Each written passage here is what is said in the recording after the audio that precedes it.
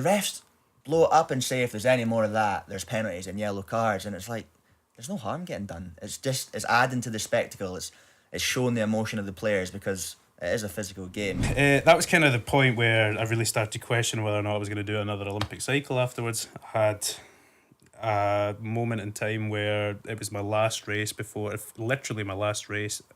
the Olympic Games, where you could show the selectors that I was the person that should be taken to the Olympic Games. Young boys coming in can sometimes be a bit like, oh, these could potentially be my Scotland teammates, but he was just getting stuck in, and you respect that as a competitor and as an opposition player.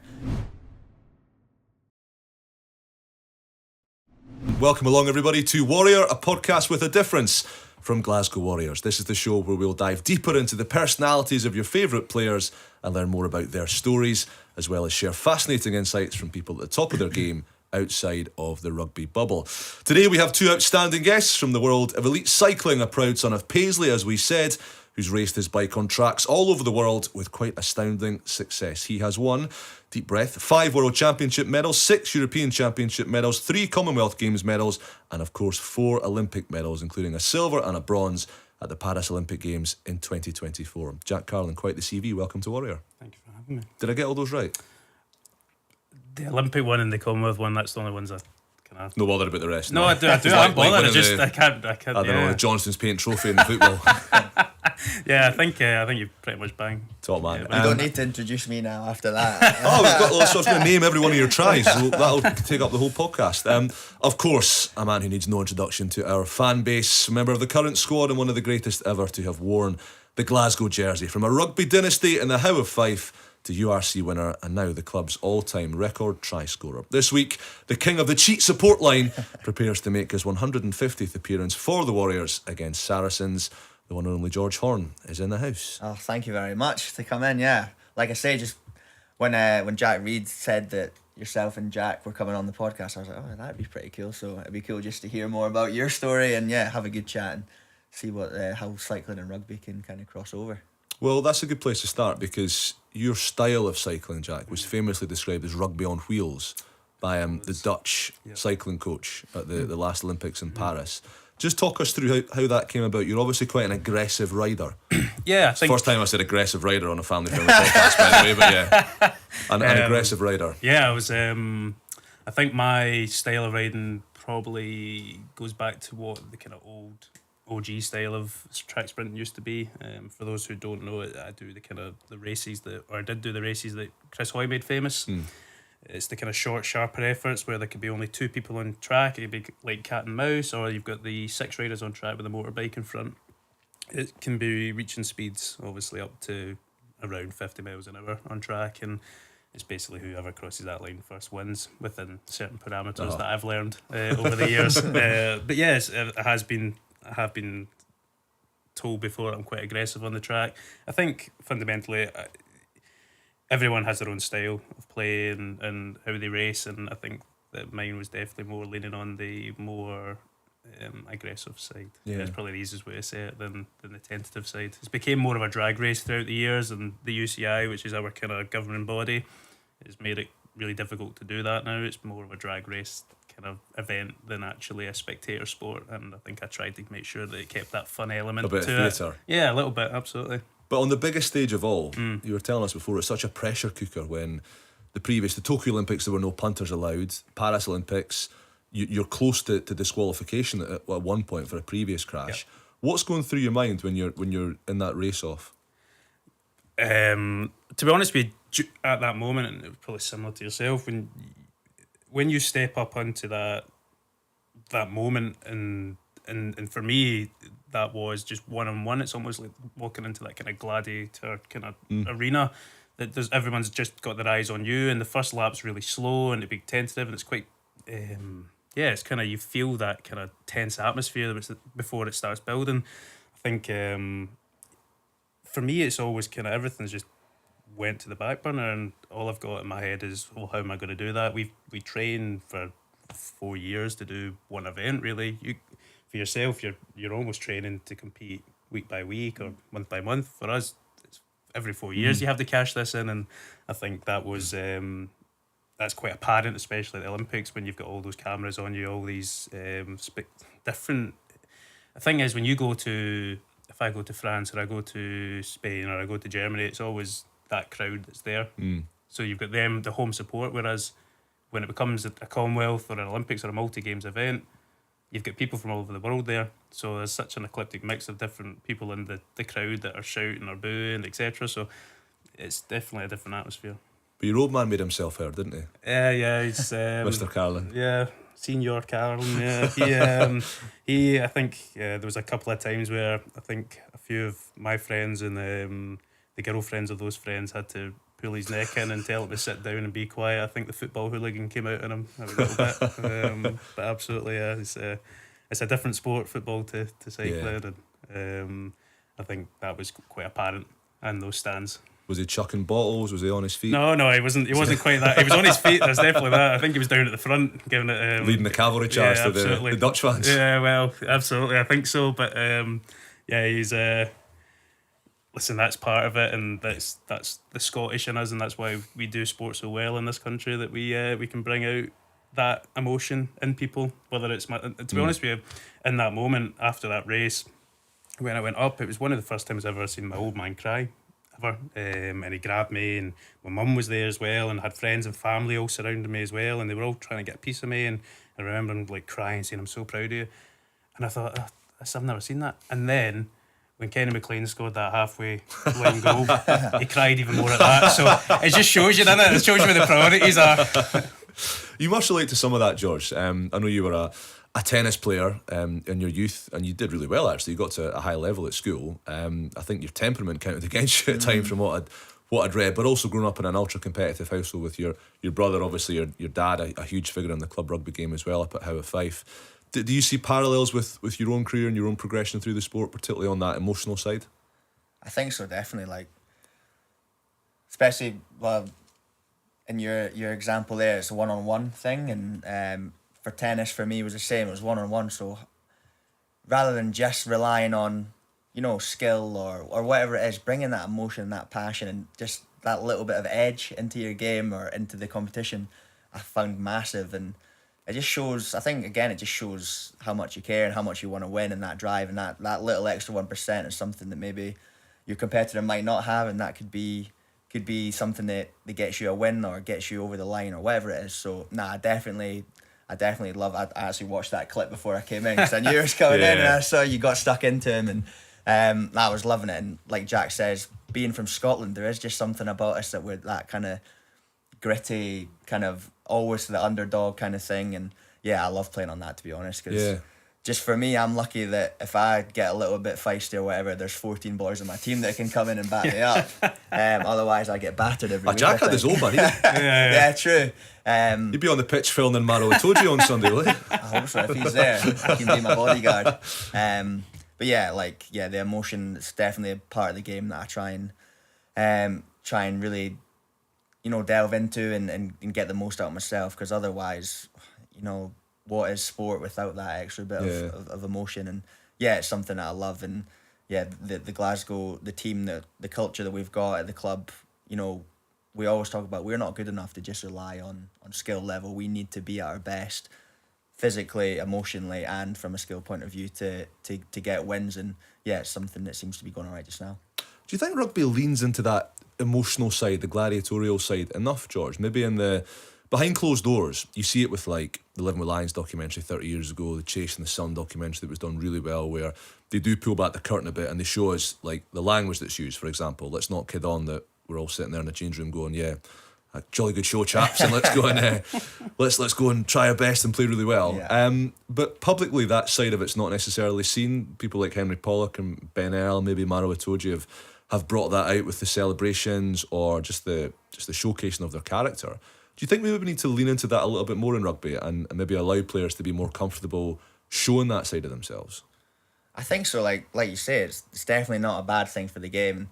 The biggest attraction to rugby, I'm sure, for the average punter is the physicality of it. And if what annoys me at the moment is anytime there's a bit of scuffle, the fans go mad for it. They love it. If there's boys jumping in, there's a bit of pushing and throwing. There's never really punches anymore. Yeah. Which is good again, 'cause I've not got much of a chin on me. but the rest... You dance, mate, you dance. That's it, I just dodge. But the refs blow it up and say if there's any more of that, there's penalties and yellow cards, and it's like there's no harm getting done. It's adding to the spectacle. It's showing the emotion of the players, because it is a physical game. You try and stay calm, but you get riled up, and yeah, look, the fans respond so well to it. So I do think we can definitely lean into it more. And like you've seen, there was a bit of like media attention through the Netflix series, and then it kind of just showed boys buying G-Wagons and looking it just, I don't know, they just got the... Didn't cut through at all, did it didn't. And like you say, if you show, I mean, not so much for me as a scrum half, but what the big boys especially put themselves through on a week-to-week basis, like the collisions, the training, the gym work, just the general physicality of it, it can be hell. Like, I'm sure, like, for those guys, what they're putting themselves through. And yeah, I don't think people probably appreciate that as much as they would if they saw a little bit more behind the scenes what's going on. So yeah, I think it's something that we definitely could be better at to sell the game. You're obviously guys who thrive on that emotion, the two of you, in different disciplines, in different ways. What's the most wound up or the most heated you've been, either on the track or in the changing room or on the pitch? I don't know. Oh, no, I'm both thinking. I would say for me, I think mine comes from, it's more frustration. I think what we do is we'll start at, say, Paris is the end point, and we work our way back, and we create a training program almost that's basically built for 4 years' time, and we work day to day, week to week, year to year, and almost put milestones and markers within that. And I think it's when things get derailed off that I get frustrated through no fault of your own. And I think it's probably, I can imagine with rugby, as you're talking about, that the amount of punishment you put your bodies through with tackles and day-to-day training, getting that small little niggle that sets you back for 2 weeks must be one of the most frustrating, because all sport is the best people in sport are the most consistent, and whoever can be the most consistent tends to find themselves moving up the ranks. That must be one of the hardest things. For me anyway, it was definitely one of the hardest things for me, was getting told, listen, that little niggle's going to set you back 2 weeks. Aye. No, it's so true, because when you're injured and you're out, right, you know you're out, and you've got your rehab plan, and you can do that, and then you know, right, my goal is to get back in 8 weeks. Whereas you've got a niggle, you stress about it the whole week, thinking, oh, am I going to be able to play? Oh, will I not be able to play? And that's all you think about. You wake up in the morning and you think, how am I feeling? And then you get to Saturday, and if it's fine, it's great, and you go into the game and you're fine, but then it starts again like, straight away the next week, and you're just in this constant cycle of stressing out, how do I feel? Is it going to be okay? When all you want to do is, when you feel fresh and you feel great, you're like, oh, this is easy. Yeah.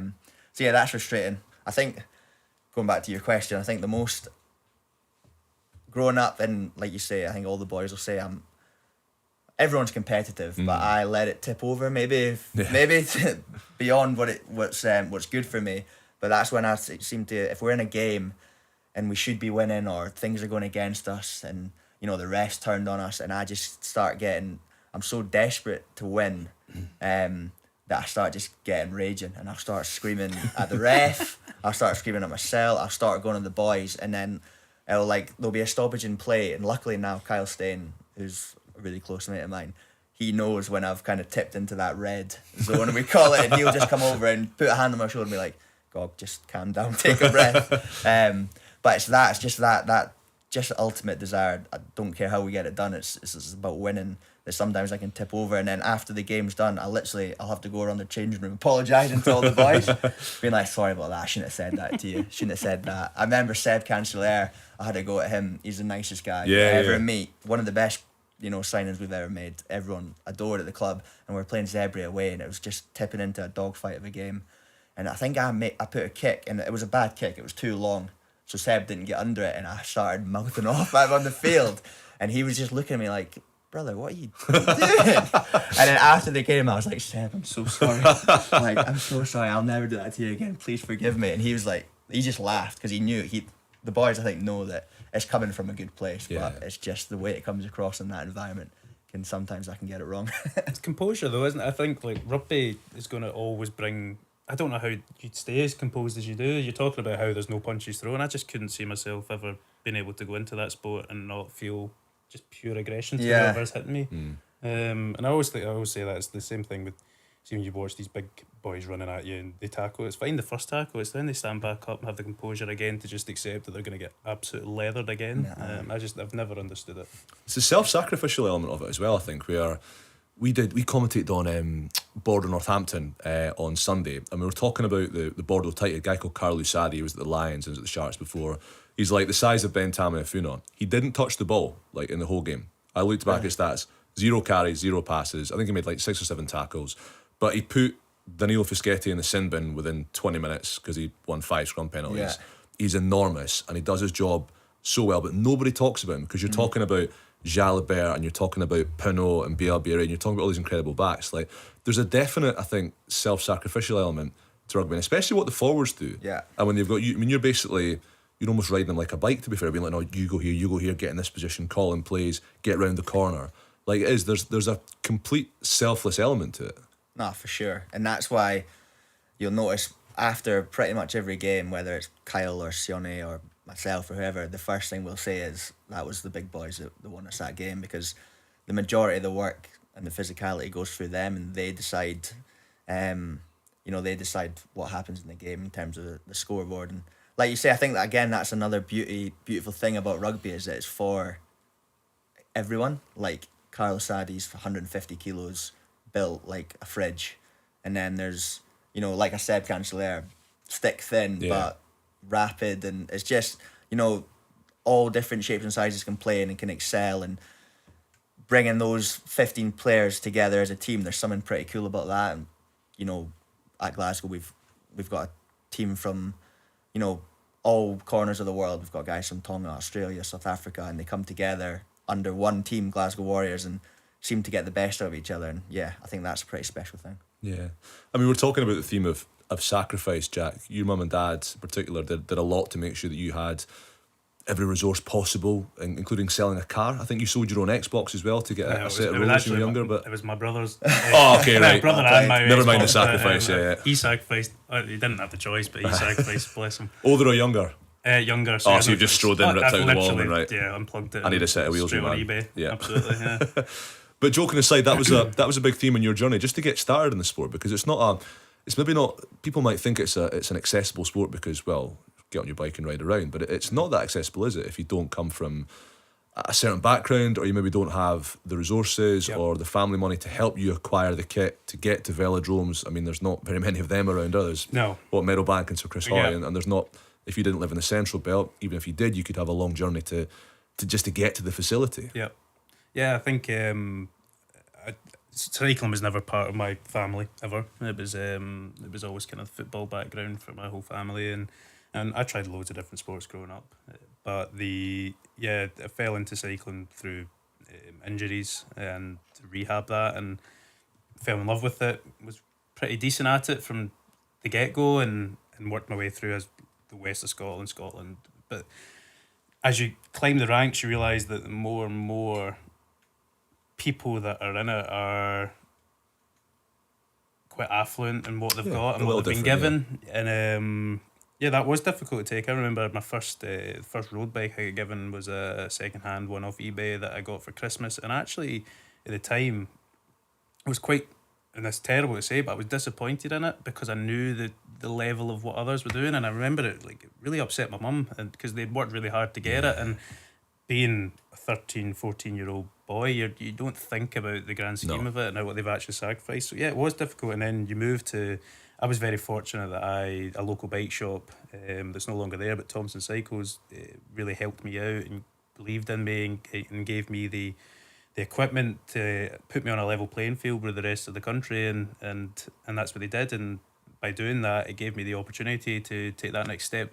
into the GB ranks. And if it wasn't for having, as you say, the support, and not only that, the time that you were saying about your mum and dad, I was fortunate enough that Glasgow opened up, but we had Manchester was where mostly it was all based, or in Wales was where a lot of the races were as well. So they had to sacrifice a lot of their own time to do that as well. It's definitely a sport that's unfortunately going the way of money. Yeah, and it'll probably continue doing that until there's a cap. It's just the sport that we're in, and the equipment is expensive, and to get the difference in what the equipment can make in our sport. It's not just like a ball and a pair of boots. That's what's so accessible about rugby and about football, is that you don't need much to do it. You need a lot, and you need a lot of support to be able to actually thrive within my sport, and that's it's a hard place to be, especially coming from Scotland. I think we don't have the same resources that people in London might have to really invest into it. But it's getting there, and there's a lot of talent, and I think you'll see that in 6-7 months' time at the Commonwealth Games. There's a lot of talent coming through in Scotland, especially young talent, and I think there's some really great individuals that will probably shine through and thrive and make that leap into the next steps of their career after Commonwealth Games, who have been in similar positions to me. Was that, I don't want to call it an underdog story, but was that drive to achieve, to maybe catch up through your talent with the resources that others had, a big factor in your journey through the sport? Maybe not as you got to Olympic level and you're a national supported athlete, but at the start, and maybe as you celebrate winning medals in Tokyo and Paris, do you maybe reflect on that a little bit, and maybe that's partly why the emotion and the tears flowed so freely? Yeah, I think you definitely have a feeling that you have to give back to the people that are amazing, and you do that, and you'll have done it yourself in your sport, is that you put a lot of things in the back burner, you put a lot of people to the side a little bit, and you have this almost blinkered focus towards one goal, and there's a lot of sacrifices made at the time that don't feel like sacrifices because you're so driven to this goal. And don't get me wrong, I've had a phenomenal time being able to travel the world and see places I would never have seen if it wasn't for my sport, but you forget all them until you take that step out of it and you go, wow, I've put a lot of these people or a lot of these things to the side to make that step up in journey. And that probably is partly because you want to make sure that all that time and investment that people who gave you, not only parents and friends and family that have put things aside, but also the staff and team and everyone that's been through your journey, whether it's volunteers, etc., who have gave you help and tried to give you that next step in the right direction, that little piece back. Yeah, I suppose you get one shot at this in your life, don't you? You can't miss. Well, yeah, absolutely. Do you regret it? Yeah. So I think that's definitely the way I looked at it. It was cycling can be a long career if you want it to be, but especially in sprinting, we do a lot. Most of our work's in the gym, and then we do a lot of kind of short, sharper efforts on track. It takes a lot out of your body with all those heavy weights, then going into these cramped positions that your body's not really naturally supposed to be in. And I think that it is short, especially when you crash. Do you know what I mean? The amount of crashes I've had, and you're travelling and you're getting up to speeds of 50 miles an hour and you're covered by a tiny layer of fabric. It's not the nicest when it goes wrong, and I think that takes its toll over the years. Yeah, I mean, you're speaking about the niggles that you've both had serious injuries as well. I think you shattered your pelvis at one point. Your ankle was bust right before the Olympics. I broke my ankle 3 months before the Olympics. Yeah. And what's that like? That must be nerve-wracking. It was. That was kind of the point where I really started to question whether or not I was going to do another Olympic cycle afterwards. I had a moment in time where it was my last race before the Olympic Games, where you could show the selectors that I was the person that should be taken to the Olympic Games. We had already done all the qualifying, everything was secured. We had walked away with 2 medals the previous 2 days. I was into the final day, warming up, and then the last warm-up effort, I had a freak accident on my bike, a mechanical failure, and it ended up taking my ankle with me. But what that taught me at that moment in time is the fragility of what sport is and how quickly it can be ripped away from you. For you guys, you might have a career-ending tackle, or you might have a concussion that takes you out for 3 months, and then you move back in and you can start building your way back into the team week by week. But in that moment in time, that's 4 years. 4 years more before I can then try and do it again, and that's when that was when it really dawned on me about that sacrifice and everything I've put on the back burner for this moment, and it's been basically what I thought at the time was ripped away from me. It wasn't in the long run, but at the time, obviously, you're just overwhelmed with emotions, and it's how you bounce back from that, I suppose. For sure, it's the highs and lows of professional sport. George, a special week for you. 150th game for the club, pending selection on Saturday. I'm sure you're going to play, let's be honest. But what's it been like reflecting on such a special milestone? Do you remember your debut? I think it was Ospreys 9 years ago, 12 minutes off the bench. Yeah, it's been strange because, like you say, for us, because you're playing, week to week. You know, there's 30 games in a season now. It's literally you finish one game and it's on to the next. You don't really look back at what's happened, and it's until, you know, it's weeks like this where, you know, there's maybe a milestone or it's a big game or whatever you do, you kind of have a bit of reflection. And I just look back and I'm just so proud to be able to be a part of Glasgow Warriors. First of all, it's somewhere I've spent my whole professional career, and before that, watching the team, watching my brother play for them, growing up, coming to support it.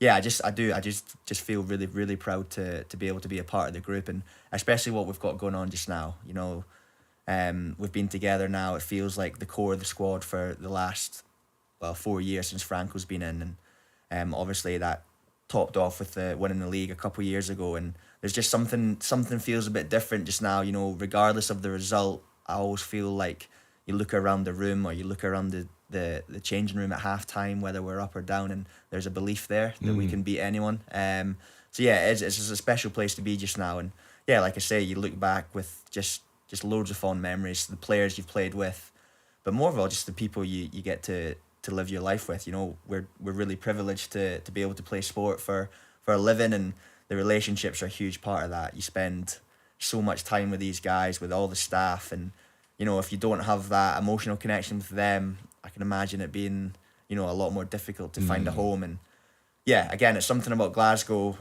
that I've thought this week. People do seem to find a home with us, and whether you come from South Africa or New Zealand or wherever it is, boys really do seem to settle down here and find a home where they can achieve stuff and thrive as an individual. So yeah, I'm just really proud to have played a small part in the club, and yeah, hopefully there's a few more to come. For sure. That's a very magnanimous media trained Yeah, answer. You're always to pump up your tyres a bit, like it's. No, I have. It's all down to the other guys, you know, made it so welcoming for me. Is it 150 this week? I hadn't realised that. No, yeah, and I know that does sound like, oh, he's just he's saying. No, but and that's probably part of the thing that's wrong with us. It just feels wrong to pump up your own tyres when there's 15 other or 22 other. That's Scottish. That's just being Scottish. Just being Scottish. I know, and you just you are just so grateful for the people around you. And yeah, look, I've had some amazing. I'll just be arrogant for a bit. No, I've had some amazing days, not arrogant, but playing for Glasgow, and I love scoring tries and you know, putting kicks over the post and stuff. But all of that feels very, very little in the grand scheme of things when you look at winning a match as a 23 or winning the league, like how special that was. The team aspect of it comes first. For sure. Well, we'll talk about the team after, because we're going to talk about Saracens and rivalries and all the emotion and history that goes with that particular fixture. But first, let's talk about your tries, because you have scored 62 of them, in fairness, the most anybody in a Glasgow jersey has managed. What is it about the way that you play, your ability to sniff out those opportunities? I mean, you're not the only scrum half who runs those lines, and that's not your sole source of scoring tries, but I feel like you were right at the forefront of probably the modern day scrum half who did run ahead of play, who did anticipate line breaks, look for the inside pass and wind up scoring under the sticks. And I saw Donkey did it on the weekend for his last game, which was poetic. Class, man. But where did that sort of vision and that desire to be so prolific come from? It's a good question. I think there's a lot behind it that goes in. So yeah, first of all, for me, I would watch other players play. So when I was kind of coming through, it was Gareth Davies in particular was amazing at it. Aaron Smith was obviously great with the All Blacks. So I seen that, and they were doing it most of the time, and I just had it in my game. I thought, I'm just going to run that every single time, and if it doesn't come off, it doesn't come off. But if someone makes a line break, I'm always going to be there. I'm going to make that a point of difference. Mike Blair, actually, I think I did a podcast a while back, and they asked, and they were like, do you train running those lines? And I kind of said, oh yeah, I've done like a little bit on this. I've never really been coached it. And Mike Blair was straight on the phone to me after being like, are you joking? Like, we always used to talk about this. We'd go through clips and watch. So yeah, it's something we've looked at, but yeah, it's one thing is just to always be consistent with running that. And then the other thing is, again, as the players around you, most of my tries have been run-ins in front of no one, because guys like Kyle Stain or Nico Matawalu or Nick Grigg or Stuart Hogg or whoever it was have made line breaks, and I've just ran that little line on the inside. So the way that Glasgow play, we like to move the ball and play to width. That does definitely support a 9 that's going to run those inside lines, and yeah, it's something I've just tried to be as consistent as possible with. And when you broke through, George, I don't take this the wrong way, but people might have seen you as an impact player, as somebody who would come off the bench, a young, high-tempo 9 who would get the game flowing again, who would offer threat around the fringes, who would get on the end of line breaks and score tries, which is perfect for the way that Glasgow have generally always played throughout your career. As you've progressed and you've developed, that role's probably changed quite substantially. I feel like Franco in particular is a coach who really backed you. I'm not saying the other 3 that you played under, Danny, Gregor and Dave didn't, but as you probably have that perfect storm of playing some of your best rugby, finding a coach who's going to back you to start, and you started over Ali quite a lot when Franco came in. Obviously Jamie Dobie came in and became the sort of hybrid 9 wing 7 wherever they want to play him. It's ridiculous. Do anything. Has it been challenging at times? Did you feel ever that you were pigeonholed as somebody who, maybe more for Scotland than Glasgow, would be an impact sub? Obviously the game has changed now to the point where you look at what South Africa do, and impact subs are as important, if not more important, than starters. Maybe players look at it differently, but was it ever an element that you struggle with? You can put me on from the start here. I can box kick, I can manage a game just as well as I can do the try scoring and the finishing. And that's it. I think you've nailed it there. The thing, because people would say, yeah, he's great off the bench. He'll bring a massive impact, and I'd be like, yeah, that is true. I'm not going to be upset that people are saying that, but what I would always get frustrated with was, like you say, I can do that from the start. Like, you don't need to just make an impact for 20 minutes. If I'm on from the start and I've got 60 minutes to do it, like, surely that's even better. So yeah, like, don't get me wrong, you're buzzing if you're involved, whether it's Glasgow or Scotland, but the competitor in you want to start. You want to be, the guy who's starting, playing the most minutes and getting the most opportunity to help the team win. So yeah, like, definitely it'd be something I'd be frustrated with, because you just, phrases would get thrown out, I can't manage a game, his box kicking's weak, and like, I've had to work massively on that, and it's still an area I can get a lot better at. Like, that for sure. Like, I'm definitely not the finished article on that, but yeah, like you say, Franco seems to have been the person who's definitely trusted me the most, or just given me the most opportunity to have that role from the start. And yeah, I'm really grateful for that. And like I say, if it's starting or if it's coming on, yeah, I just want to bring that same energy, same impact, same speed and kind of chaos that I can do. Would you ever have gone like football style and chapped the manager's door? Like you hear all these football podcasts where you went to see the gaffer and asked, like, why am I not starting gaffer? All that sort of stuff. And obviously you have these conversations with probably more the assistant coaches than the head coach in rugby, who are, whether it's Mike Blair or Nigel Carlin or whoever, who are maybe working on a specific skill in more minute detail than the head coach who's overseeing everything. Would you ever have gone to Dave Rennie, to Gregor at Scotland level and gone, listen, what more can I do? What are you seeing in Ali Price or Greg Laidlaw or Ben White that you're not necessarily seeing in me right now? And maybe the same for you, Jack, around like selection for those big events. Yeah, for me, I feel like I'm pretty aware of what I'm good at and what I can get better at. And a lot of that, like, I can get better at everything first and foremost, but maybe earlier in my career and still now, like the kicking, the playing in the right areas of the field, managing, situations depending on what's the score, what's the clock saying. I feel I do know I can keep improving that. So in terms of going to coaches asking what I need to do, it was never something I really, really would do, because I just don't think it would be that beneficial. Now, I'm definitely coach, and I'm lucky to have worked with coaches who I've got amazing technical brains and tactical brains, and they're giving me that feedback before I need to go to them almost. So it's never a case of I'm raging at the coach because I'm not playing just now. It's more a case of, right, I want to show them that I can do this. How do I do that? Well, firstly, it's training every single day.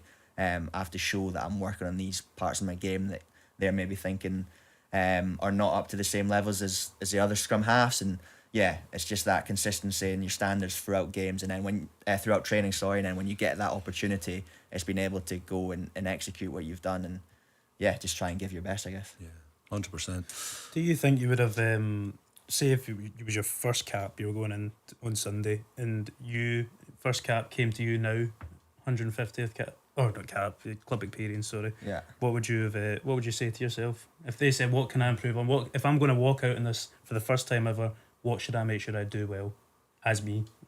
Yeah, it's a good question. I think do your strengths well, like do what you're good at, and still from now to my first game when I was back in the day, I think showing that strength and my speed to the breakdown and the tempo that I can bring the team, and that's what makes the team tick, is your scrum half getting to the ruck. And it's not worrying, you need to manage the game or you need to really, it's more just you've been picked because you're quick to the breakdown, you get the ball up, go and do that. And that I tried to simplify it like that, and I think a lot of people can overthink and get stressed about every little detail, every aspect of the game, and then the thing that's right in front of you, your basic skill as a scrum half can suffer.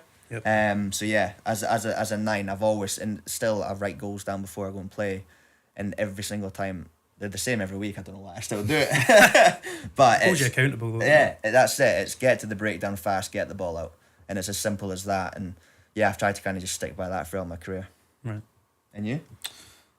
I think you're right. I think, well, you get the basics right first. I think British cycling or GB is well known for that endless pursuit of the marginal gain and making sure that we are ahead of the curve in terms of innovation, and making sure that we are progressing forward with being the best we can be as a team, and then obviously that reflects well on us as individuals. I think it's different for us when you were talking about not coming on or getting substituted on. I think we're either selected or we're not, and ours is far easier to select because day to day we have analysts looking at every part of our data, our power outputs, our aerodynamics, or everything. That we're almost becoming like F1 in the way that we approach a lot of our behaviours, and that's kind of comes down to basically here's all the dots on a graph of all your training over the last 5-6 years, but majority of the time if it's selection 3-4 months, here's the last time you raced, this is how you dealt with the pressures of those races. All that is going to get put into one big package, and this is what's going to be sent off to selectors, and the selectors will decide whether or not you can appeal it, but the appeals never come through. Have you ever had to appeal it? Have I ever had to appeal? I've actually never. It's always straight in the selection. No. Actually, I remember in 2023 Home World Championships, I didn't get selected for the team sprint, which was the first time ever. I remember having that conversation, and it was like, "Congratulations, Jack, you've been selected for the individual events, the keirin sprint. However, we're not putting you in for the team sprint." And all I remember is at that moment in time was, however, I didn't hear their explanation, and it's when, because you lead on emotion, don't you? And I think that's where I fell into at that point. I fell into that trap, and I remember going away for the next 2 or 3 days sulking, and until actually you look at the bigger picture, it's that the 2023 World Championships, as much as it was a home games, and I ended up actually doing the team sprint. I got brought in the last moment, but the long-term goal for us was obviously the end result, which was Paris. But I suppose it's the similarities there for you and I, is that you might come on as an impact sub, but that's fundamental. That might be the point where you need to be to win that game, or to win the cup, or to progress towards winning the cup. And I think it's trying to remember that when all the emotions overwhelm you and things aren't going your way. Oh, well, that's a good point. I was going to just ask as well, like in a sport that is, there's so much data and evidence behind selection and stuff, but still, when it comes down to it, it's you against another guy. Absolutely. And in that competition environment, you're thinking, well, I don't know, maybe my data wasn't as good or my scores weren't as good in training, but I know when I get to that competition, it brings out the best in me. Well, I would say I would definitely, if you look across my career, it was very much I only really turned up when it mattered. That sounds really bad, but it's failed the prelims, but aced the actual exams. To be fair, it does sound like my journey. But I never really showed any greatness in any races really, unless it was a major championship where I felt like I needed to step up. And I think that's what sustained my career, in the sense of like knowing that I could do that. And I think there's a difference when we talk about, when I said about the drag racing or the rugby on wheels. I think I was a racer, and I felt the emotion through me, and I had that grit and determination, the Scottishness in me that we were talking about, to actually bring that best out of me in that moment when it mattered, and dealing with all the pressures that came with that. And I think I thrived off that. And I think that's where, even sometimes when I felt that probably the times, or even going into the Olympic, it was only the week prior to going to actually race that I took all the ankle strapping off, because in holding camp that I was going like a bag of spanners. It wasn't going well, and to be honest with you, I was starting to question whether or not I really should have actually been there. It was almost that imposter syndrome. Feel guilty, yeah, and I think because there's so many people that are working hard. I think there's like 10 or 12 individuals that were good enough or could be good enough to achieve selection for the Olympic Games, and they put their faith into me even with that 3-month prior injury. And at that point, I was like, right, I need to take this strapping off. And it was almost like I went, right, cool, I've got this moment that's going to probably be sore for this period of time, but the results should reflect. If I can make sure that even if I can turn up mentally in a good place, physically it might come because you've got that. And obviously that led to the emotion of the rugby on wheels, as we said. But it was part of it, and I've got no regrets in doing that either. 100%. Nor should you. You went and swung the bat and knocked it out of the park more often than not. Let's finish off by talking a bit about rivalries. I don't know how prevalent rivalries are in the cycling world. I'm sure they are, probably within your own team as well, in terms of that selection battle. And also when you get to those massive like tentpole events, I'm sure there's a bit of tension or a bit of competition with the guys you're racing against. What's it like? Yeah, I think it's probably similar to when you guys get selected and when you don't get selected, because you're all friends and you're all, as you say, you've got a good environment, you've built a good environment and a good team around you. We had the same, the athletes within my team were good and we were all friendly, but I think the difference is yours is always a team sport. You're always going to have each other's backs. I think we go from the first 2 days, 1 day or 2 days of a major event being a team, to them being my competitors for the next 4 or 5, and I think that does completely change the dynamic, where you're, as much as you are a team and you're trying to be the best you can be as a team for that, because the thing with a team event is the only controlled environment. It's the only one where if you just repeat what you do day in, day out in training, even though the pressures and everyone's looking at you, the cameras are on you, if you repeat, basically you'll get the outcome that you desire, or you'll know roughly where you're going to end up. Because the execution is just, if you execute it, then that's it. Whereas for the individuals, there's so many different parts that can be played. So there is that dynamic of, yes, everyone's trying to be selected for the team, everyone's trying to be the best they can be for the team, but fundamentally there's 2 other medals there up for grabs that are individual medals, and they become your competitors. But we share route, like Hamish and I at the Olympics, we were teammates for the first 2 days, and then we were competitors, but we shared a room with each other throughout that whole, and it's a really odd dynamic, but it's a dynamic that you learn to work with. You're not going to always get on 100% with everyone. You're going to have times that someone grates on you, or X, Y, Z. If you're in a holding camp, or you're away in a training camp, it's going to be times people wind you up, and they go out their way to wind you up. I was terrible for it. I was the person. You were the wind-up merchant. I was the wind-up merchant. What kind of things are we talking? I think the thing that always came down to our camps was the times when we had camps that were quite focused on our diets. I would say, let's say, like, you would focus on trying to lean up a bit. All our sport is basically power to weight. How much power you can produce versus the weight that you weigh. So you're trying to be leaning. There's times majority of the team can let themselves go a wee bit, mostly including myself. So you would do things like, people start getting cranky when they're losing weight. They're getting themselves. So you would do things like the one little treat they would have, you would just spoil it in some way or take it away from them, and all hell would break loose. But there's only so many PC Sounds versions. like prison, mate. Like, well, take somebody else's tray. Yeah. You're mine. Hold your pocket in that. In charge here, son. No, I'm chatting. I'd have probably had to prepare something before. No, it's alright. Yeah, without going keeping it PC. Yeah, absolutely. Well, there must be ones you have. I'm trying to think now. Ours tends to boil over in training. And especially during Scotland camps, because there's 36 boys selected, but only 23 play. So the other team, they're used to playing for their clubs, and you're devastated whenever you're not playing. But in those Scotland weeks, especially if you're not playing, you're like, right, this training session is my cup final. This test match Tuesday, it gets dubbed as, but. So I've seen I've seen a few kind of boiling over of anger and rage, and like we're all just competitors and it's coming from the right place. But if say someone in the bibs, you know, runs through a touch or runs through a tackle, and then immediately it's full on, it's live. The next 20 minutes the boys are coming full steam up the guts, and you're like, oh, what are we doing here?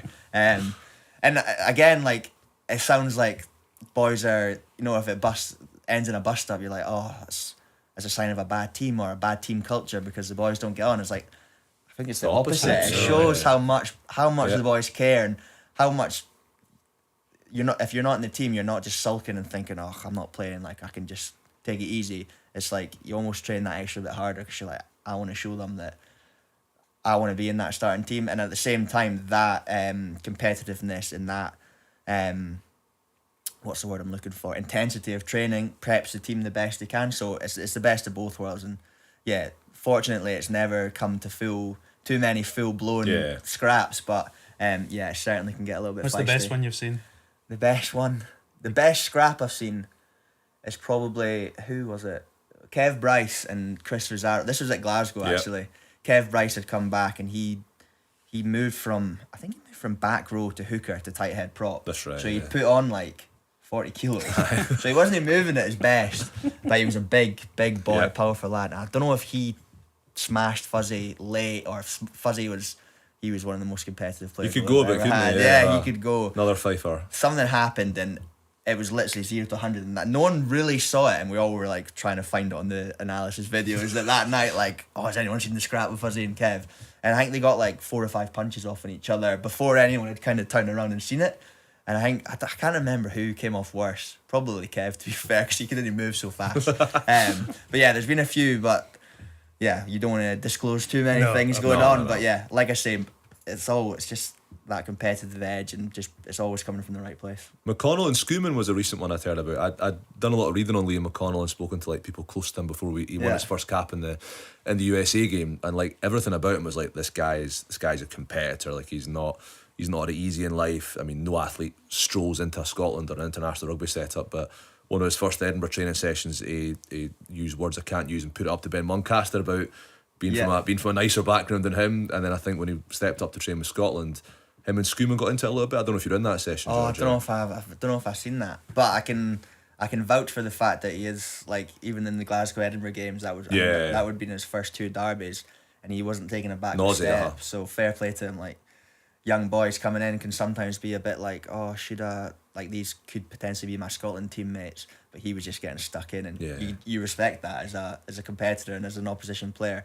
You're thinking, what a great mindset to have. He doesn't care who he's playing, he's going to get stuck in. So yeah, fair play. I can see it happening. I remember Fusaro got sent off in a derby match. That's him and right, Scott yeah, McLeod, Scott was it? McLeod. They were like properly trading blows on the mud at Firhill. Yeah, like Fuzzy Edinburgh had got that battered fruit that salad day. Jersey The on. jersey. So Fuzzy, we've had a lot of laughs over that in the past, and he still vouches that Jeff Cross was holding on to his arms. So Jeff Cross had Fuzzy and basically a double arm lock behind his back, so his chin was just out, and Scott McLeod was just. And it's a long reach as well. Scott McLeod. He's a big lad. So, and then they're walking off the pitch, and did they shake hands? I'm sure they've just knocked lumps out of each other, and they shake hands. That's it. So, it was funny. Fuzzy got filled in that day. Right, let's talk about Saris to round things off on the theme of fighting, shaking hands, and getting filled in. There's such a not recent but long-standing history between the clubs, probably going back to just not long after you broke into the team, George, kind of 2017, 18, 19 years. You seem to draw each other almost every season in the Champions Cup going through. I don't think Glasgow won any of those games. It's not from 4 in those knockout matches.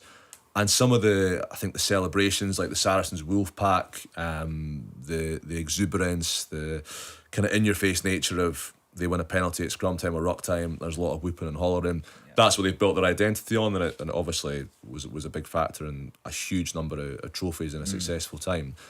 Do you feel that rivalry? Do you feed off it in the same way you might if you were going over to Thomond Park again for a big knockout game with the history that's between those two clubs?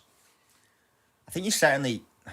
Rivalries may be a strange one to say because we've not played them. Yeah. We don't play them every year, and we've not played them for 4 or 5 seasons, whatever it is now. But yeah, like you say, they've beaten us every single time we've played, and we know that. So we know, like, we're gonna have to be at our very best, and also, like you say, the culture they seem to have built, although it can wind people up or rub people up the wrong way, it works for them. And they've been so successful, and they're an unbelievable team, and they still are. Maybe a few guys have moved on now, but they've still, they win most of their games. And you saw that at the weekend against Toulouse. They were able to beat Toulouse at home. So, yeah, for us, again, we just lead into that kind of Scottish or underdog mentality, the fact that, well, we're going well just now, but we've never beaten these guys, so complacency is the worst thing that can possibly happen to us. And yeah, we're certainly know they're coming here to beat us, because it's a shootout for who tops the pool now. And the mindset this week is we're going to have to be at our very best, and regardless of what's happened in the past, that's the past. And yeah, let's just do everything we possibly can to kind of to get the better of them. Yeah, obviously you can't divulge tactics of what you're going to do in terms of approaching the game on a strategic level, but on an emotional level, George, do you almost try and out-celebrate them if you get a jackal steal or you get a scrum penalty?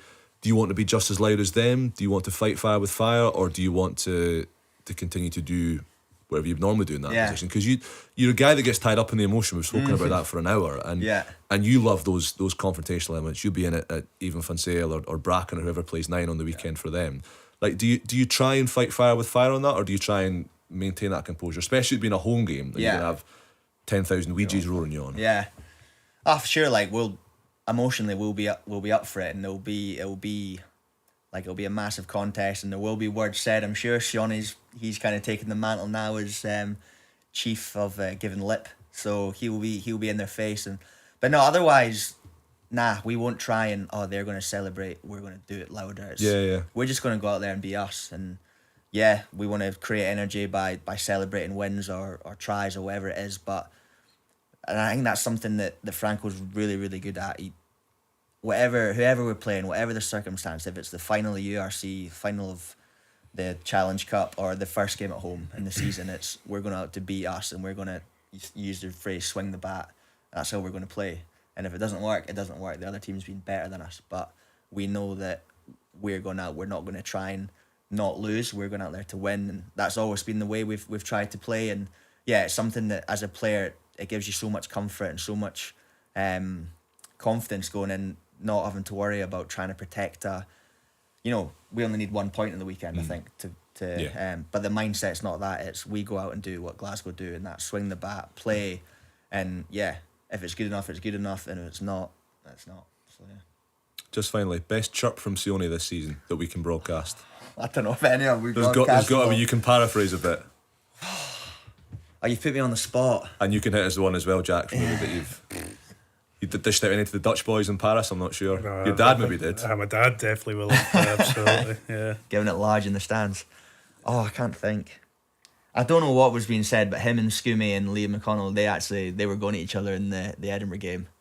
But no, I don't think I could say word for word what was said. So Sione loves a bit of that though, doesn't he? Like, because I remember when the Australia game rang around last November, and him and Suoliti got into it like straight away, and obviously Suoliti basically smashed him and wrote himself off in the process, and had to go off, which is a big blow to the Wallabies, and they were like properly. I mean, I think that side of rugby's class. Like we're talking about at the start of the show, like it's. I mean, I'm sure it happens to a degree in cycling, maybe less of a physical and more of a verbal or psychological.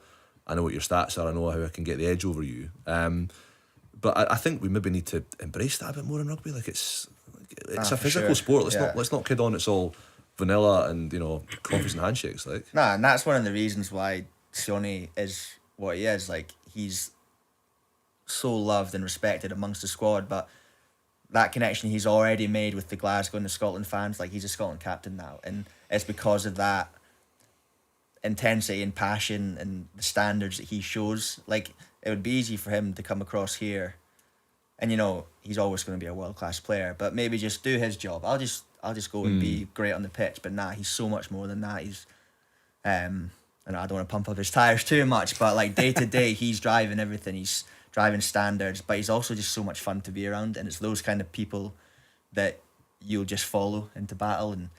And he gets stuck into it on the pitch, but the fact that he's sprinting into guys full tilt, trying to smash them, trying to run over them, when he's lipping up, it's not just it's not just words. He's backing it up by what he does, and yeah, I can't speak highly enough of the guy. He's been like he's just a player. Really pumped. That's it. That's Yeah, it. yeah, He's pumped. They're about Max, to explode. he won't listen to this anyway. So nah, he's the kind of guy that I'm glad's in our team, to be fair. Right, Sione Tuipulotu for First Minister. Easy peasy. Might as well.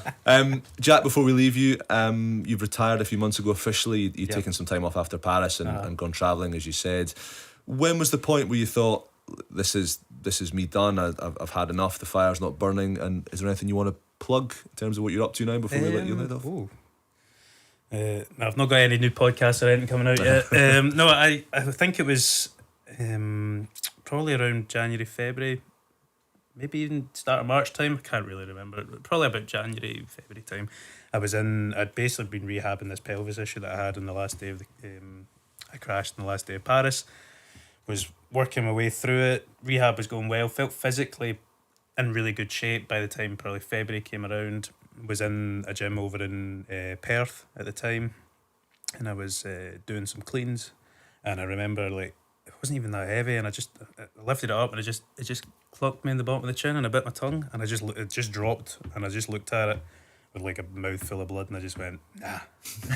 It's like, I don't need to do this anymore. So I terribly opened it. I didn't unwrap the weight or anything. I just grabbed my bag. That is out of order, to be fair. I know, yeah, there you go, I know. And once you get an Olympic medal, you're too good to wrap that's the it, exactly, yeah, okay. And I grabbed my rucksack and went back, and I remember saying to my partner Christy, I was saying, listen, I don't know if I can do this anymore, and she was like, right, sweet, don't.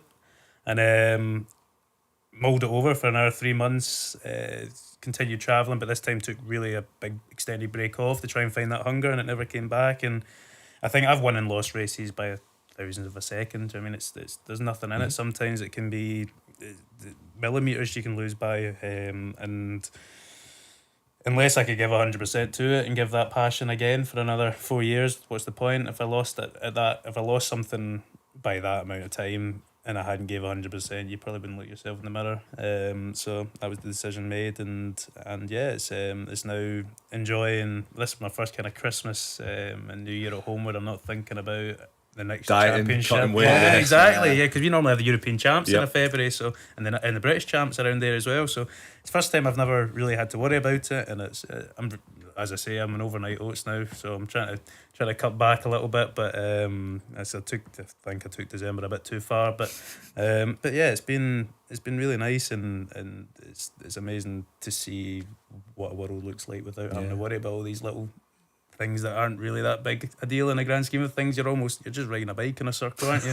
That's fundamentally all you're doing. You're just riding a bike as fast as you can in a circle and try to cross that line first, and you get yourself so caught up in the bubble sometimes that once you take a step out of it, it's really refreshing. So yeah, now I'm just figuring out what the next steps are, and enjoying doing some keynote stuff, some workshop stuff, and coming to companies and kind of showing how relatable high performance sport is to businesses, and how the crossovers are so similar, and telling my story and telling my journey, and yeah, I'm working with some companies. Hopefully obviously we've got the Commonwealth Games as well coming up, so we'll wait and see if anything comes of that, outside of obviously riding around in a circle.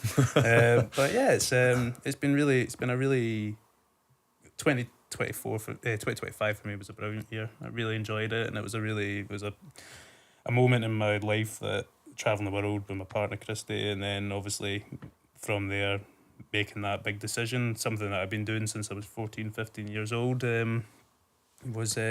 wasn't easy, but it was the right thing to do, and it's nice to not have to do it all anymore, to be honest with you. Yeah, for sure. Talk about it in the past instead of the present, which is nice. Yeah. Still not going to let away. I'm still not going to divulge any of those questions you were asking. Have you back on a few months? Once you got a book deal secured and a couple of speaking endorsements, yeah, absolutely. It's always funny talking to athletes who are coming out of the game, whatever the game may be, and sometimes it sounds a bit like, depending on how intense the sport has been, generally very intense, and what you've been doing to prepare for life after it. Sometimes you talk to guys and girls, and it's almost like, the old guy that ran the library in the Shawshank Redemption, and he gets out and he's like, oh, there's like the whole world is this and that, and it's like, whoa, I've got all these options, and there's always food I can eat, I can do this, I don't have to go to training, and some guys struggle with it, and some guys embrace it and are quite ready for that moment to come. And it sounds like you fit very much into the latter category. So congratulations on a terrific career, Jack. It really has been quite remarkable, the success you've had, where you've come from, what you've got to achieve all over the world. And George, likewise, you've still got many more years left in the blue and black jerseys of Glasgow and Scotland. Fingers crossed, I'm sure you do. But congratulations on not just your try record, but also on hitting the big 150 this weekend, and what we all hope will be a memorable win for the Glasgow Warriors. Thanks very much. Boys, thanks so much for being a part of today's episode. Just a reminder to everyone at home, we have got a fresh episode every month with a Glasgow Warriors player and a leading figure from outside of the rugby bubble. We do hope you've enjoyed our episode, and please do follow, like and subscribe in all the usual places. Thanks for listening, and we'll see you again soon.